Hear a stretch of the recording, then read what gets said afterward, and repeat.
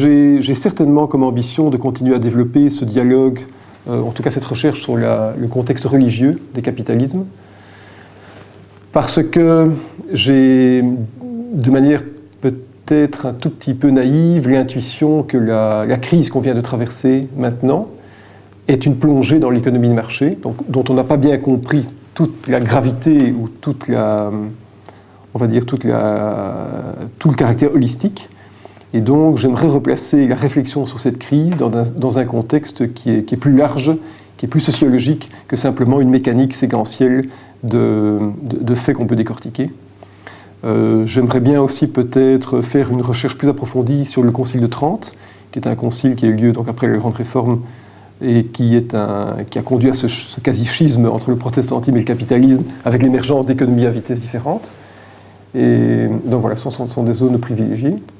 En termes d'enseignement, je continue mes enseignements, qui sont des enseignements toujours au niveau master ou bien master après master, qui sont des enseignements, je dis, tant dans les 3 régions du pays, en Belgique qu'à l'étranger.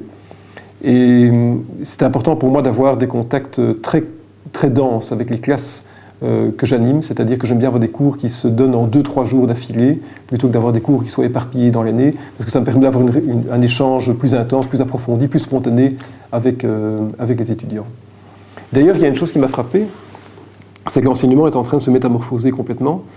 Autant il y a 10-15 ans, on pouvait donner cours à une classe qui était attentive, autant aujourd'hui on donne cours à des étudiants dont on voit plus les capots de laptop que le visage.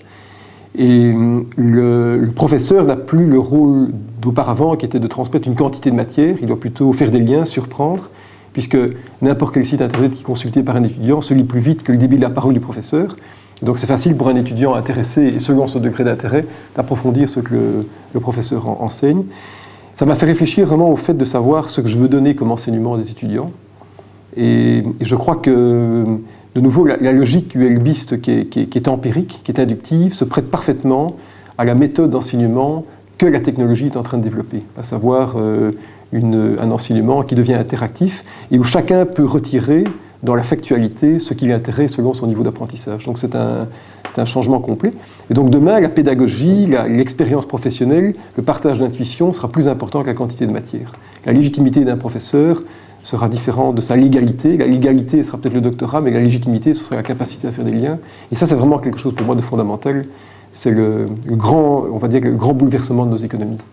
Je crois qu'on est en train de vivre un changement de modèle profond, et ça, c'en est une des illustrations.